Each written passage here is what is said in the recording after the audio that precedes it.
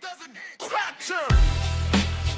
Hey, doesn't matter. It don't matter what they say, we gon' talk anyway. Bell rings, mic check, let the real ones play. From the legends to the new blood, climbing the ladder. Welcome to the show, it doesn't matter.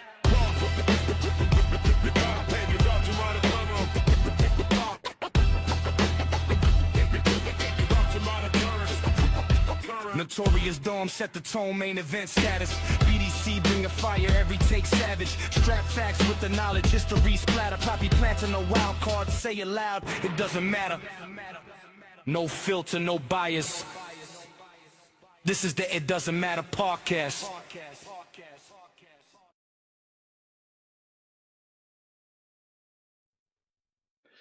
Few wrestlers have reinvented themselves and stayed relevant across all generations. Blonde flat top, face paint, Raptors, baseball bats, and a lot of mind games. Tonight isn't just about a career. Tonight is all about an icon. Tonight is BDC's choice, and we're going to break down every version of the man they call Sting. I'm your host. I'm Notorious when I am Dom. I'm here with Poppy Platinum. I'm here with Stratfax. I'm here with the man that chose the show, BDC. Fellas, what's good? What up? What up? What up? Surprise. It's Sting. It's Sting. It's Sting. All right, let's get right into it. BDC, Yes, why did you choose Sting? Because of Sting, man. Sting was my guy back in the day. Especially when he went into The Crow, which is one of my favorite movies of all time. The original Crow?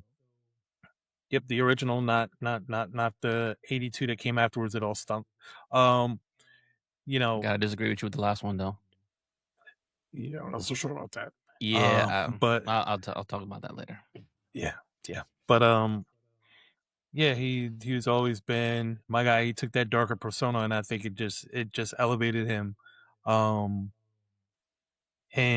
from there, his career just really kind of took on that moniker. He kept that look regardless for the remainder of his career.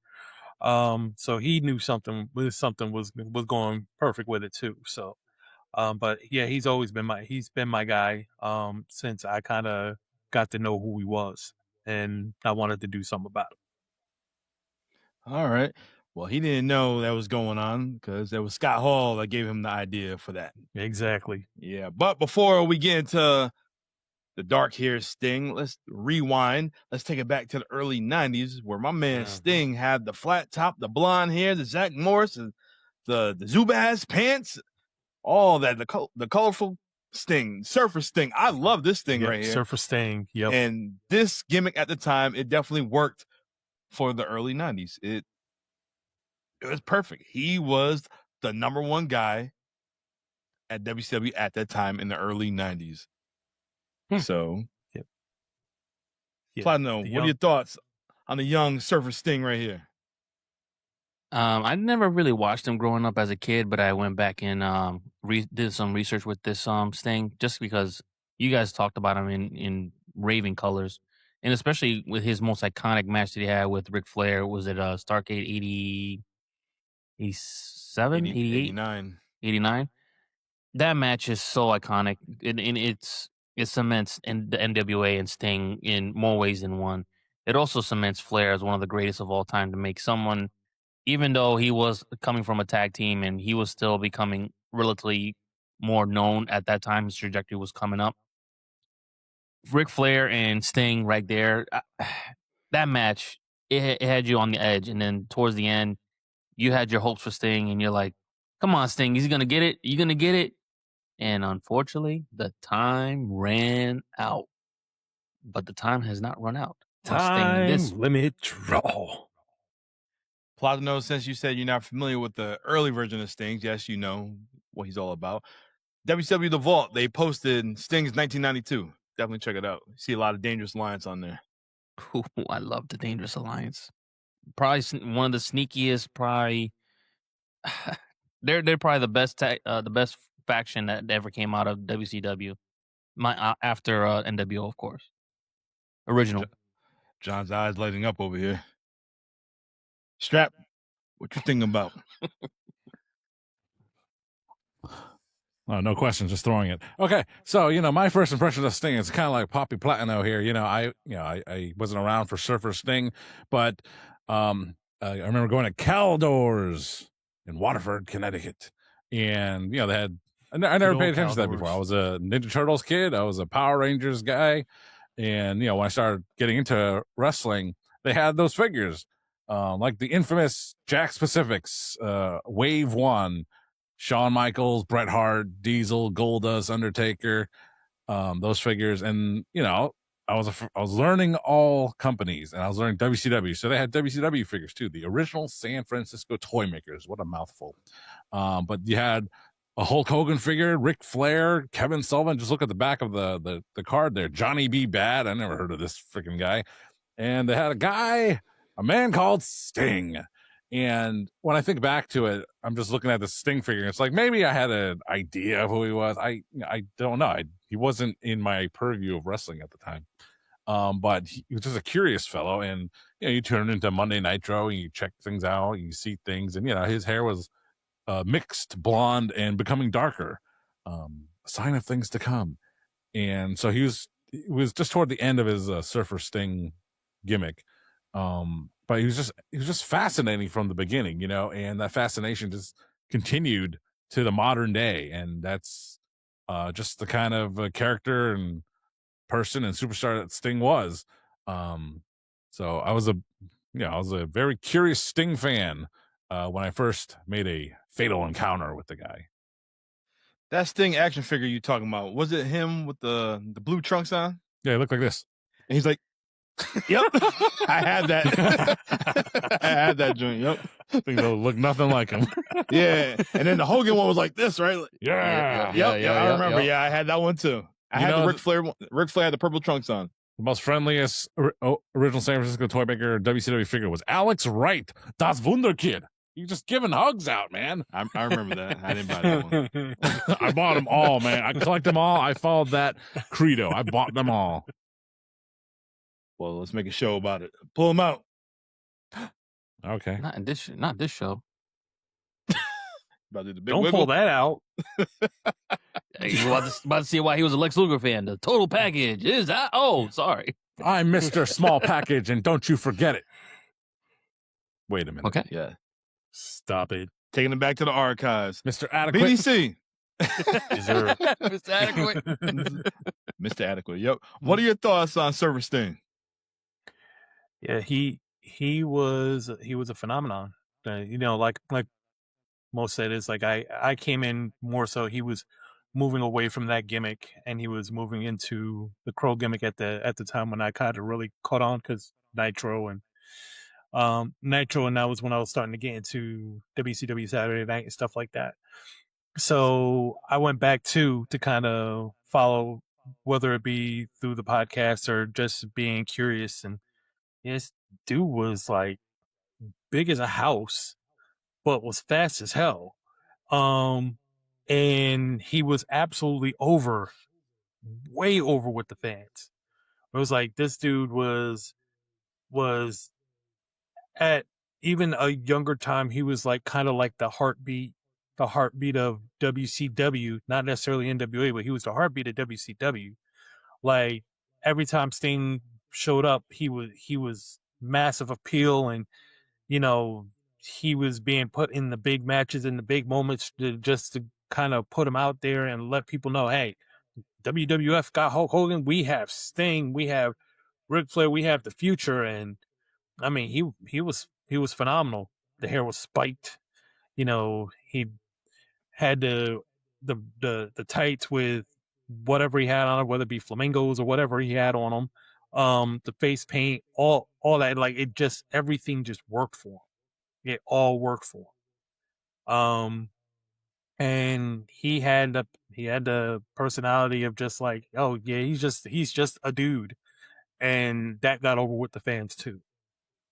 It was definitely definitely for the time a huge get for him.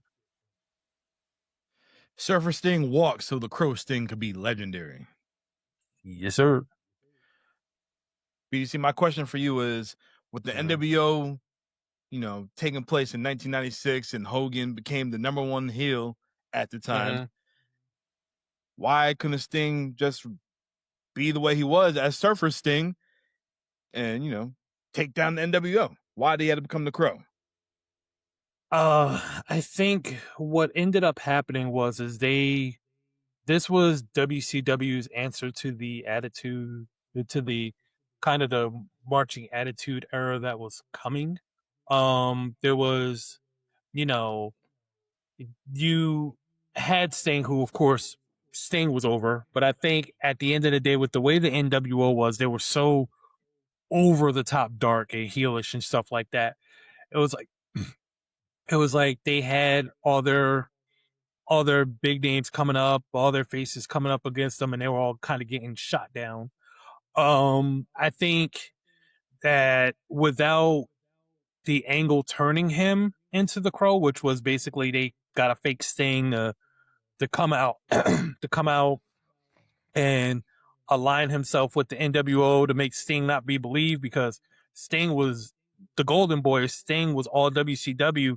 So they literally, the angle was, let's go in there and let's destroy his reputation and get him to join us. And they jacked up the reputation a little bit, but then it led to what we got. I don't know if there's a storyline that you could put together with Sting as Surfer Sting versus the NWO, where it is as engaging and as believable overall than what they did to him, making him the Crow. I think that with him becoming the Crow, him being out for dude didn't wrestle for like a year. He didn't talk for equally as long. Yep. He just came down to the ring and his actions spoke volumes for everything. When he finally came in and he started, getting in fights, he was laying out everybody in the NWO. I don't think you get that Sting if he's still Surfer Sting. I don't think I think that he needed to touch into something darker in order to get there, and he's not getting there as Surfer Sting. It's just not happening. Was he better off silent as the Crow, or should he talk more? No, he was definitely better off silent, because when he joined the NWO and he was talking, I was like, why is this dude talking so much? He being just silent and doing this thing was cool. When he started just talking and just kind of like the old Sting again with that new, it was like, it didn't seem to fit. It didn't seem to fit. It was like, okay, you came back this darker personality. Now you're just back to old Sting with longer hair and different color face paint. It didn't fit him anymore. So I think the silence was good. I think the silence worked. The silence worked for him. It was definitely a wild time. I did enjoy that time seeing Sting every week. Oh, is he going to talk? What's he going to do? Bobby the Brain Heenan, he's a mute.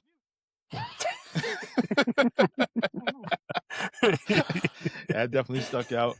But every week they kept, I'll give you this guy, and then he, shake his head no, and everybody know that he wanted Hulk Hogan, and he finally got Hogan at Starcade 97. Strap, guys, we covered this show when Platinum announced that he was going to be a daddy. Woo-hoo! So yes, we covered this show, and let's bring it up again. Strap, did WCW fumble the main event with Sting and Hogan at Starcade 97?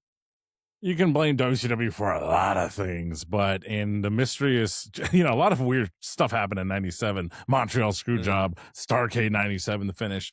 If you can say WCW, the company as a whole, you can say Eric Bischoff, Hollywood Hogan's, Sting, those other, Nick Patrick, or even Bret Hart himself.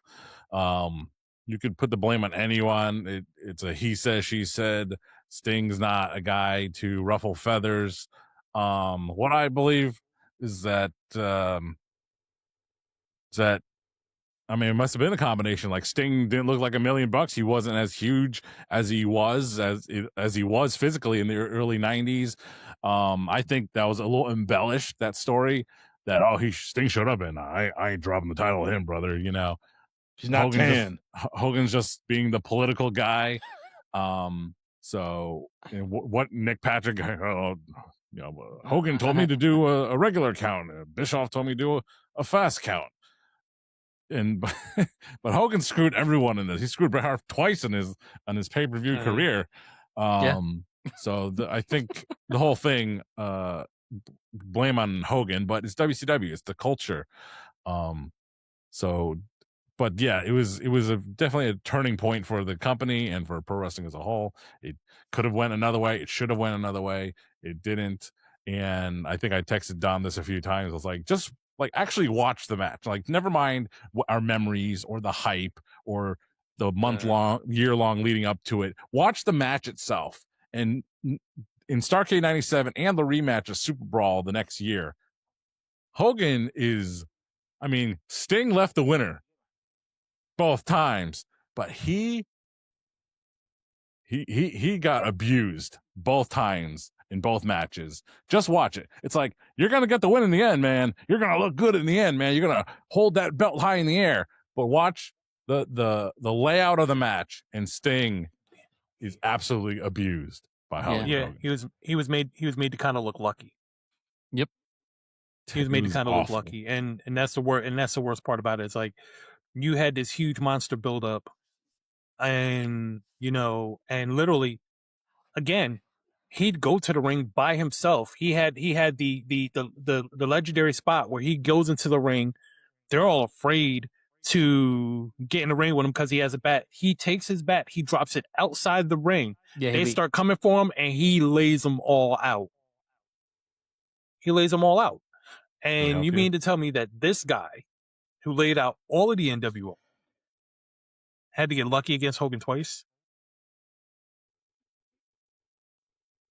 It reminds me of I think it was a Royal Rumble, and Brock Lesnar is coming across all his past opponents, and all, booking wise, all his past opponents, at a time or two, they beat him. Seth Rollins, was the Beast Slayer. Drew McIntyre took him down, Took him down to Mania. Yep. Maybe one other guy. And in the Rumble, it's like, well, you're not being the featured one. Brock's just going to suplex you, and then he's just going to toss you out. It's like, this doesn't make any sense, And so it's like, Sting took down the entire NWO by himself with no bat, and then all of a sudden he can't get it from a body slam from Hogan. It's like, that doesn't make any sense. Yeah.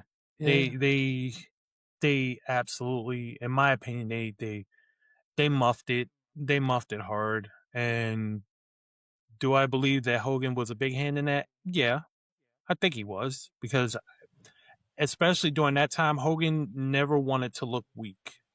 Never. He never wanted to look weak. And there was no way he was going to look weak to Sting when he wasn't the Sting we all knew, or what have you. He wasn't that guy. He literally, he had lost a lot of body mass. He had not, I guess he toned it down. I don't know if that was part of getting into the gimmick. I don't know if he just didn't want to work out like that anymore. I don't know. But when he came back and he started wrestling again, he had lost a significant amount of his mass. And Hogan, being Hogan at that time, where he had to just run everything, he couldn't look weak no matter what.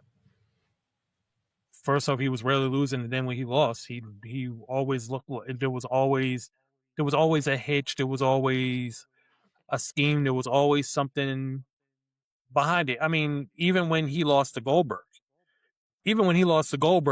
what happened? It was Karl Malone was doing a diamond cutter on Dennis Rodman outside, and Hulk Hogan was turned around looking at him all shocked, and then all of a sudden he turns into a spear. So he can't even lose clean. So it's like that was just Hogan at that time. Hogan was 43 years old. In 97. Hogan knows Hair. best. Yeah, but with everything you're saying, I think the big thing is with at that time, Hogan probably looked at his character and he's like, is this character gonna last? Like, is this gonna be one of those characters where I give a loss to just like Ultimate Warrior, where everyone's hitching their wagon on this guy. They're thinking that he's gonna be the savior of the company. And then, see, brother, told you it wasn't gonna work. Should have just kept the belt on me. Yeah, but the difference is Sting carried that company before him. That's the difference. Sting was a part of that company and carried that company before Hulk Hogan was there. Yeah. So to think that Sting couldn't carry the company after him is ridiculous, being as though he carried the company before him. But he didn't carry it like me, brother. Who brought up the ticket Hogan sales? carried it straight into the ground. F you, New Blood. WCW didn't have Vince. They had the wrong Vince. That was their problem. That's why that too. It turned into shits. That, and they didn't have that too. Pat Patterson, because those finishes were dookie. Horrible. They were horrible. They really were. All right, so basura. How long was it after Sting won the title? He went to the Wolfpack. That was like a blurred line right there. I know it was like short-lived. He's talking too much again. And next year, the following year, 98. Yeah, I think so. That's when high blood pressure Sting. Big Daddy Cool Diesel Cinnamon Gum Sting. Big Red.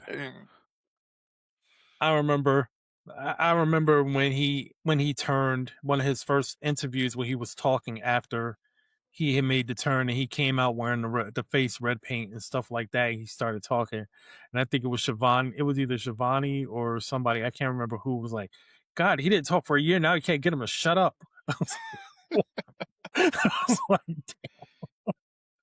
damn. That was horrible. But at that point, everybody was pick a side. NWO. It was like, fuck WCW. Everybody pick a side on the NWO and join them. That's not DDP. Not DDP. Not Booker T. Not Booker T. Booker T said Hard Body Harrison. Booker T said, F that, I'm joining MIA. I don't want to be Vincent. I'm GI, bro. Suckers got to know. Oh, man. All right. Well, WCW closed its doors in 2001. Sting had the chance to go to WWFE, but he decided not to because he couldn't trust Vince McMahon. He still don't like the product that he was putting out. So Sting took his talents and went to TNA. Yep. Sting took him a couple of years, but he got there. Yeah, Sting had a couple of classic time off. Sting had some classic matches, but then he went off the loony bin. And my man became a wild card. He became a Joker. He reinvented his character. Yep. He feuded with Hogan again and Eric Bischoff. Mm-hmm. What are your thoughts on this version of Joker Sting? I never seen it in its entirety. I would love to relive it, but from what I've seen, Joker cuckoos for Cocoa Puffs. That's all I can tell you. Joker Sting was unhinged. He was unhinged. Really? Ooh, yeah. Look. Yeah. Joker. Like I have to say that was some of his best character work he ever put out as Joker Sting. Yeah. I mean, this dude, he was absolutely unhinged. I mean, didn't really change what he did in the ring as much, but man, those promos were ridiculous. I mean, this dude would literally face paint was just contorted. He had this segment where he was in the office with Eric Bischoff, and he snapped and he started grabbing his face paint and he started smearing it all over Eric Bischoff's face. He did the same thing to Hogan. But like I said, some of his Joker Sting was all about his promos. His promos was what stood out more than anything he even did in the ring. And like you said, it was all to get Hogan away from Immortal and turn him face again. because the whole premise was, where's the real Hulk Hogan? Where's the real Hulk Hogan? And that's where Joker Sting came from. Ultimately, yep, it resulted in Joker Sting begging Hogan for help after he was getting beat on by Immortal, and Hulk Hogan hulked up after they had a classic match. But it definitely was his best character work that I saw that he had. Cloudno, what are your thoughts on Joker Sting? Well, I'm a big fan of the Joker anyway. It doesn't matter if it's played by Heath Ledger or my favorite of all time, the best voice actor, in my opinion, Mark Hamill. Yeah, I think he did like a combination of both, where he tried to get the voice a little bit down, but it's very difficult. Mark he's just got a particular voice when it comes to that. I felt like he was trying to be more like Heath, but it's very difficult to even do that as well because he really immersed himself into the Joker. But man, Joker Sting, literally, like you're scrolling through the TV, you're not even paying attention to TNA at the time, probably, but then you see Joker Sting, and you stop, and just like Joker in Batman, you just watch the chaos begin, and as an adult, you understand why the Joker exists. It's not that he's trying to cause chaos because he's trying to wreak havoc on the city itself. He's trying to open your eyes to everything around you and see the city for what it is. See TNA for what it is. And basically that's what opened up Hulk Hogan back to the getting away from the dark side and going back to the good side, brother. Yep. Well, he should have been at his house, so the camera wasn't on, and we would have had all this bullshit with Hulk Hogan going on. That's a whole nother story.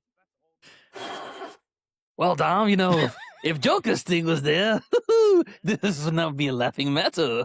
This would be a very terroristic problem because I wouldn't have the cameras in here. Joker Sting could have gave Brooke the hoo-ha. Strap, Joker Sting, was this version ahead of his time? It definitely was ahead of his time because, the Heath Ledger's The Dark Knight movie came out in 2012, and he was doing this in 2011. So, yes, Sting is a prognosticator from the future.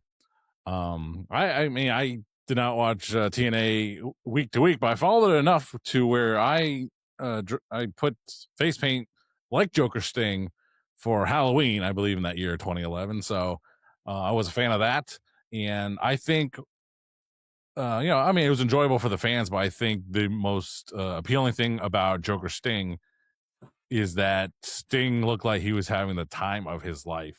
It was, even though it was just borrowing elements from an established character, like this was Sting. Like I said, he's been around so long, like a lot of wrestlers, like he just went loose with it, and he just had the time of his life, and his love and the energy was infectious, like a disease, and it affected all the fans, and it was just a great thing for Sting, and we're happy that he got to be able to do it for the fans. Yep, definitely got to go back and relive Joker Sting, that wild card. I'm just jealous he did it, and I didn't get a chance to do it. I want that shirt. Which one? When he's like, when he just cheesing, you can see. Yeah, I want that shirt.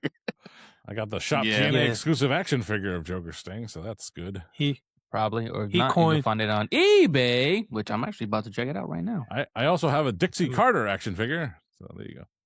How'd that go? Did you put it through a table? Put on a shelf.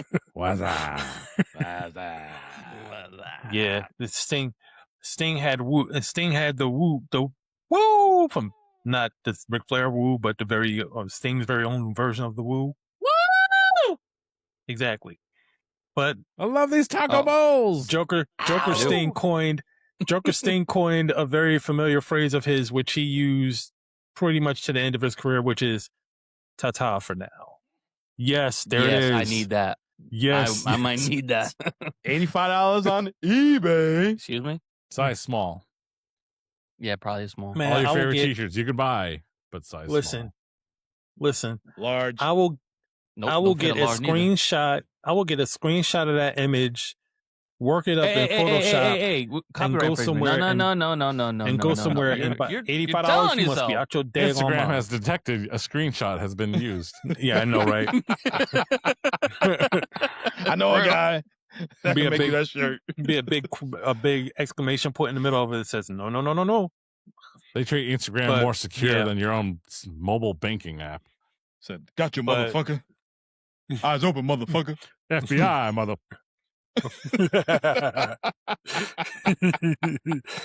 Jail time, motherfucker. 3 guys now, motherfucker. Oh, man.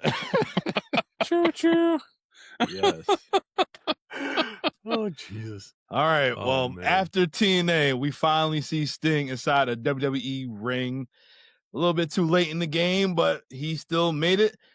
He started feuding with Seth Rollins, The Authority. He had his WrestleMania match with the Game, Triple H, which I was there. Strap was there. BDC was there. California. I was watching. Yeah, Platinum was watching. Seth and Sting had a match on Raw.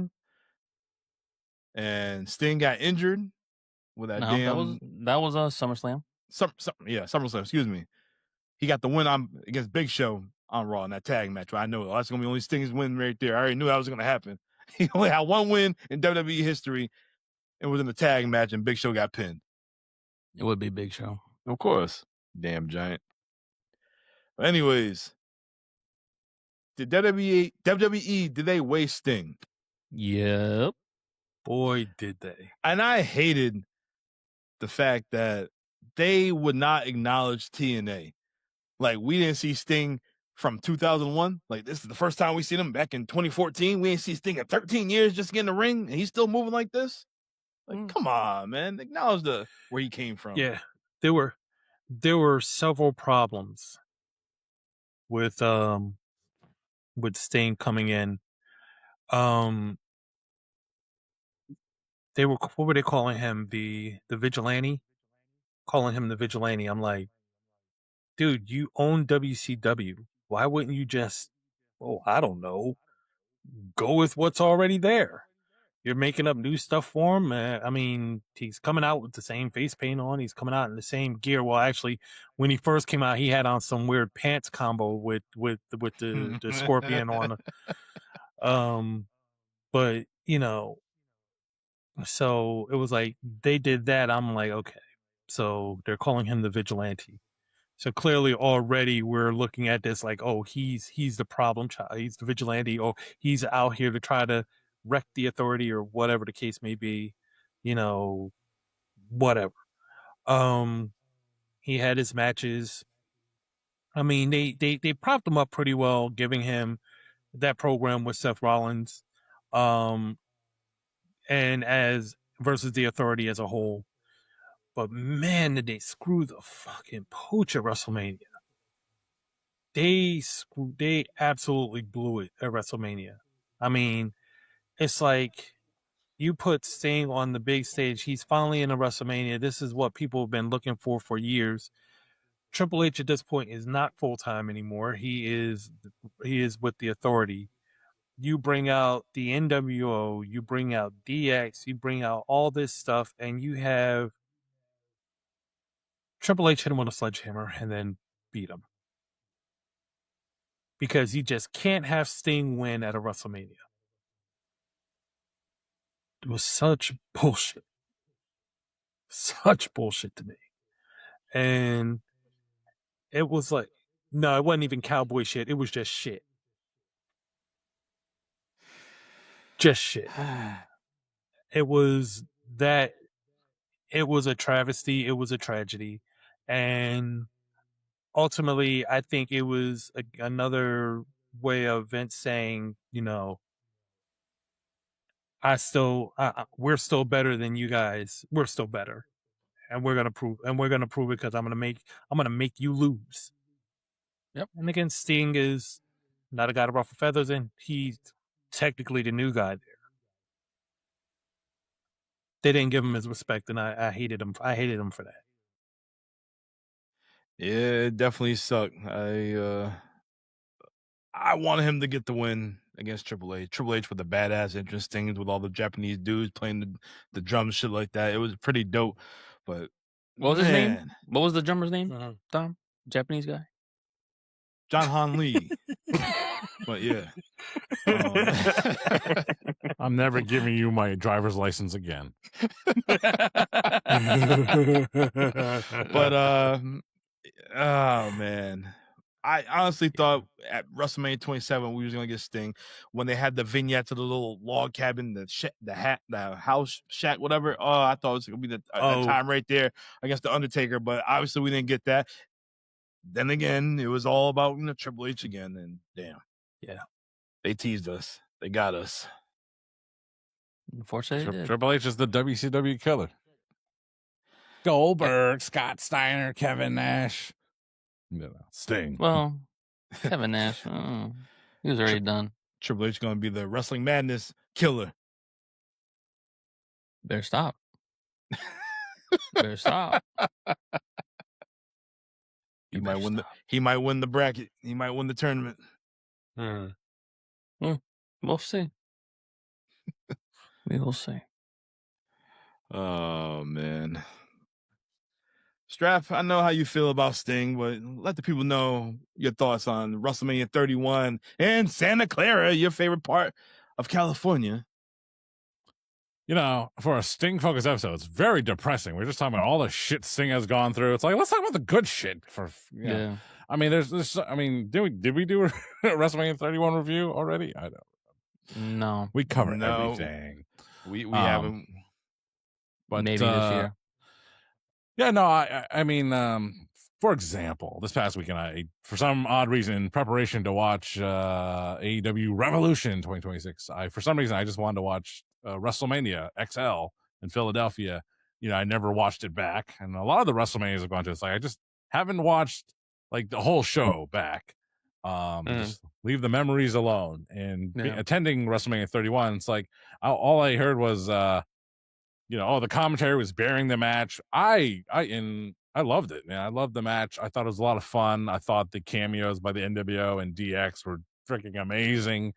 But if you watched it at home, you had a different experience, allegedly. I don't know if I like it the same way. And why I'm talking about WrestleMania XL is because, I have my live in-person memories. And during the show, out of nowhere, like really, really loud, "This is awesome! This is awesome!" It's like, where the fuck did that come from? Jesus, they just piped that in. It's, so just production-wise, so just hearing something watching a match, way different than just being, in section 200 with barely being able to see what's going on, but experience, the rush of the crowd.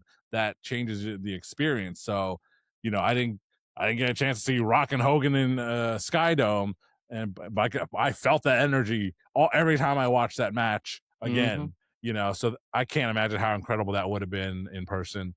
But yeah, I thought Sting and Triple H, was like one of my favorite matches to ever watch. Ringside Steve would say otherwise, but he's a punk. So, but yeah, Sting's WWE career, very underwhelming. It's still the Vince era, and the biggest sin, like you're mentioning about them never mentioning TNA. I mean, it started in WCW. They gave him Seek and Destroy by Metallica, the live version from Woodstock 99, the infamous Woodstock 99. And that was his theme for the end of WCW. And when he went to TNA, they gave him a Jimmy Hart, Dale Oliver knockoff tune. But I love that theme, man. That song was hot. I made it my alarm on my cell phone. And I just thought it was a great theme for him. His energy and but it's based off that Seek and Destroy song. And then he comes to WWE, and like Vince doesn't know that. The creative team doesn't know that. They just remember, dark brooding Sting from Hanging in the Rafters. That's who he is. It's like, I mean, it's a very famous version of Sting. It ain't, and it's a favorite of some, but it's not my favorite version of Sting. Here he comes with that very melodic. I hated that music, that theme he came out with. from Starcade 97 on for a little while. Yeah. I like that one. I like the WCW version. I Oh. like that. But Well, not I mean, the WWF shit they had. Yeah, no, yeah. I mean, it's iconic for a different reason, different way. But the energetic Sting. I mean, Surfer Sting was high energy. TNA Sting was high energy. And here he comes. He's just walking and stoic. It's like that's what they told him to do, obviously. And that's his music. Ooh, yeah, thank you. Yeah, So, that was pointless to me. why?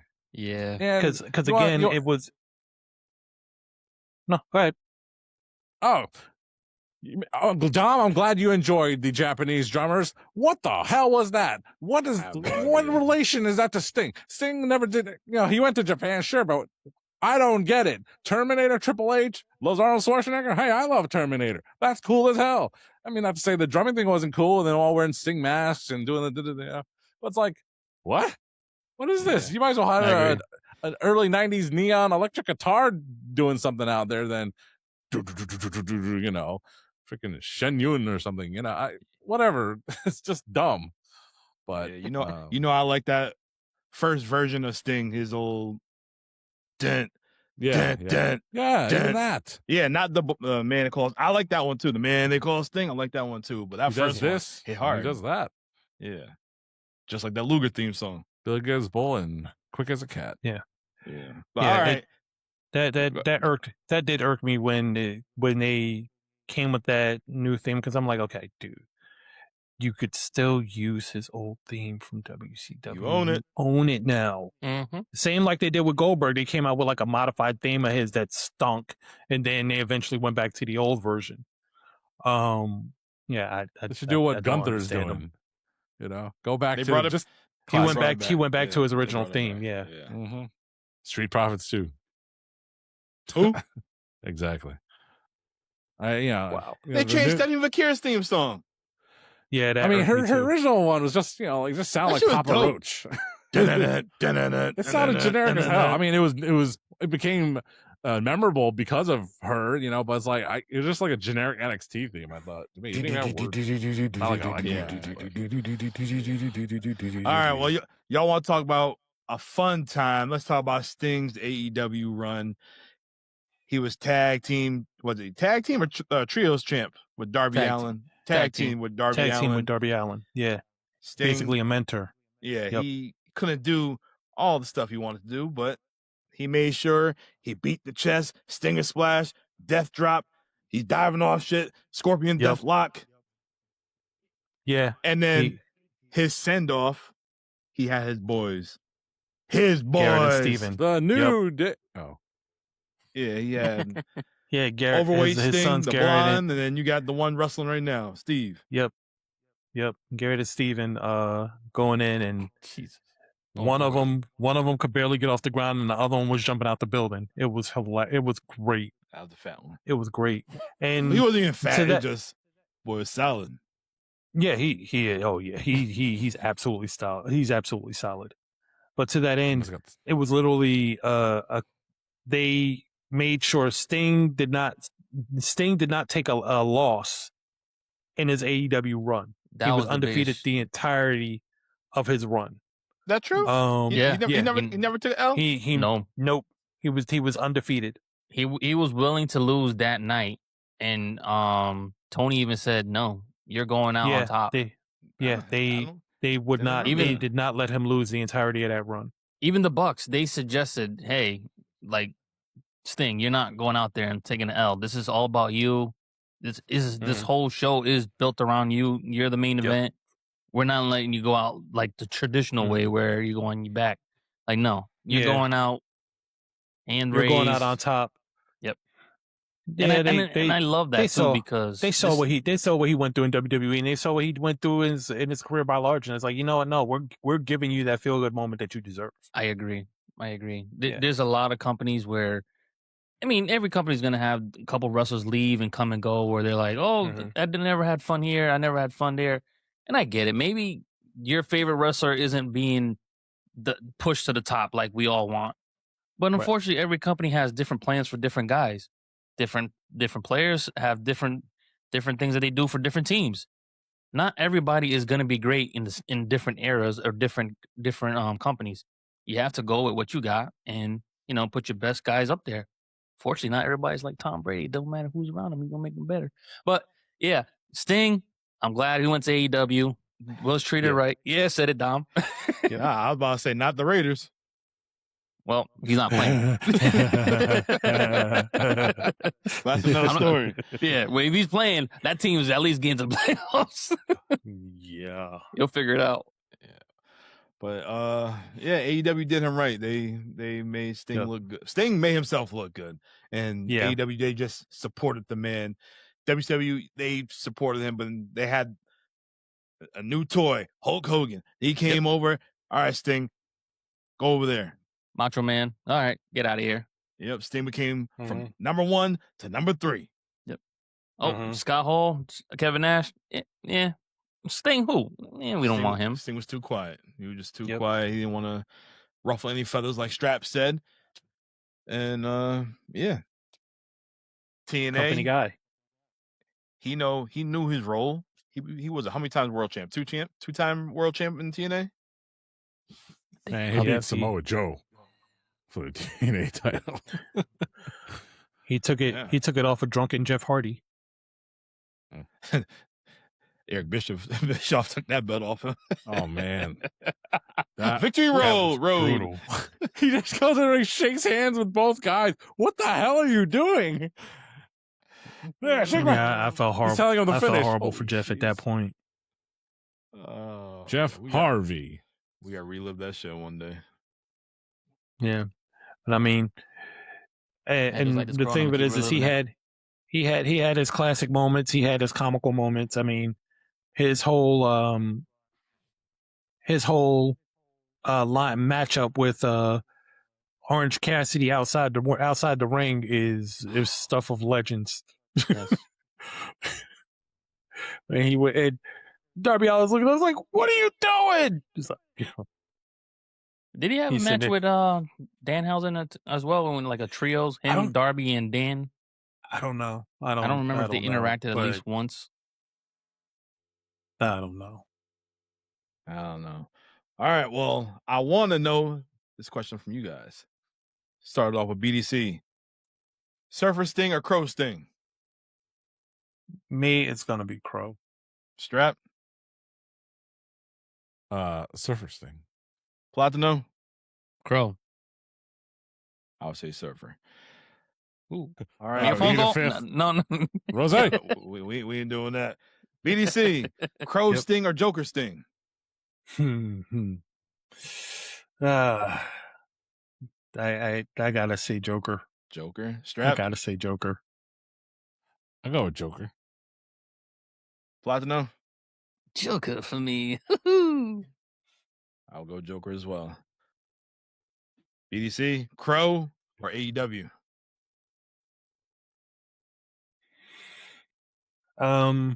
Only because of his limits, I'm gonna go with Crow, and I say only because of his limits because although he did quite a bit, he wasn't the performer he was as the Crow. He just too old at that point. Body's catching up to him, so I give it to the Crow for that reason only. Strap. No, AEW. Just a funny side note is like two feuds that Sting's not a political guy, right? And he doesn't really push his weight around, but there's two feuds that he had in his career that not like he was the hardest worker. He wasn't a Kurt Angle kind of guy. But he just gave no effort was involved. And that was his feud with Vampiro in WCW. Oh, shit. And with the Fallen Angel, Christopher Daniels in TNA. I think he was just uncomfortable with, he wasn't like a religious gimmick, but you could see some undertones there. So I think he was uncomfortable with that. So he didn't really put his full effort into that feud. Not like Christopher Daniels is a bad guy, but, so who knows what happened there. Mm-hmm. Platino? I might have to go with AEW on this one. I understand the limits, and yeah, he was a better wrestler in his Crow era, but it's all about the booking, man. The guy was booked properly, used properly, and a lot of the stuff he did where everyone's like, what the hell is he doing? What's Tony doing to let him jump out? That's all him. He wanted That to is do all it. Sting. He wanted to do it. Tony did not want him doing that, and Sting was like, "Nope, I gotta do something to keep this crowd going and keep the libations up here." Sting was determined that when he retired for good, and he meant that. So he was emptying all the chambers he had. He was emptying them all. I can't wait to hear what y'all got to say next week in our Sweet 16 show. Sting! Mm-hmm. Well, Platino. Yep. Is there? Is Sting on your Mount Rushmore? No. Damn, you said that quick. Yeah, unfortunately, he's not. Unfortunately, not because I don't like the guy. I love his character. I love the different variations of him. Unfortunately, he was never booked the way I thought he should have been. I know you say he carried WCW, but I always felt that another guy was carrying WCW, or another guy was carrying WCW, or another different guy was carrying WCW. And while Sting was there, and grinding them gears and constantly going, and that little engine that could, he was always leftovers, never the main course. And if he was the main course, it was very brief and back to something else. Well, you know who like leftovers? Stratfax. What do you think? Is he on the Mount Rushmore? No. It's unfortunate, but they're just as big as the icon as he is in pro wrestling. There are other wrestlers that are just supersede him in a lot of avenues.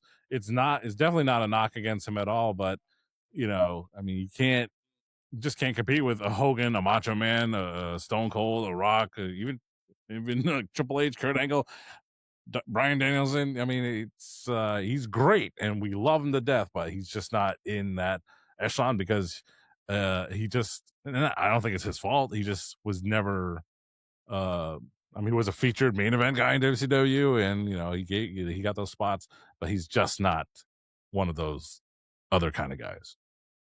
All right, well, BDC, I'll let you close out with this. Is Sting the greatest WCW superstar of all time? Is he the greatest WCW superstar of all time? He is truly the greatest WCW superstar that never left WCW of all time. He by far is that guy. Is he the greatest of all time? I'm sure everyone will argue Ric Flair. I'm sure people will even go as far as saying when Hulk Hogan got there, he became the greatest, Me personally, he is the greatest WCW superstar that never actually left WCW. Do you guys agree? I'd give him that. I'd give him the biggest, if you just had to put WCW and a guy, I'd totally, absolutely put Sting right there by himself. Platino? Yeah, I might have to go there. And it's close, though. It's very close. There's another guy in mind, but we're not talking about him. You guys already did. And I wasn't there. SummerSlam 2010. No, you were there, Platino. All right. Well, from neon face paint to the rafters, from WCW to AEW, there never ever will be another Sting. Guys, this was a fun show to reminisce about the good times and some of the bad about Sting. I feel like we're going to his funeral. Jeez. Sorry. Oh, man. But next week is the final show of March. It's WrestleMania season. This is my choice. I figure why not cover all of the late, great Hulk Hogan's WrestleMania matches. Start from WrestleMania 1, where him and Mr. T take on Paul Orndorff and Roddy Piper, to his last WrestleMania match against Mr. McMahon. Mr. McMahon. Yeah, so covering 1, 2, 3, 4, 5, 6, 7, 8, 9, 10. Not 7. No 10. No 10. Not 8. No not 10. 9. Not no. WrestleMania 5, Savage. WrestleMania 6, Warriors. 7, Slaughter. 8, Sid. 9, Yoko. How? Yeah, that You already know. Strap want to talk about him and the most electrifying man in all entertainments. Talk about that again. Is he gonna win March Madness? We're gonna find out. Unfortunately, we will not be talking about him getting dragged by a motorcycle by the Undertaker.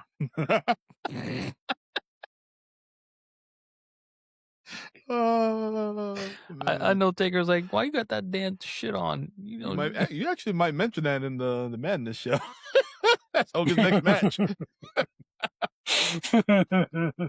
Oh man, that might have to be the close, cute. There, Dom.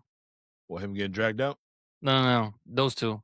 That might have to be the close for the show. No, keep it in order. Okay. keep it in order. Okay. Yeah. Oh man. All right. Well, BDC, thank you for choosing Sting. Yes, sir. Next week we got 2 more good shows for you. I'm your host. I'm Notorious One. I am Dom. I'm here at Poppy Platino. I'm here with Strap Facts. I'm here with BDC. And we will see you guys next week. Boom. AEW, you messed up. You should have got Joker's thing for at least 1 or 2 shows. It would have been awesome. Ta-ta for now. Motherfucker.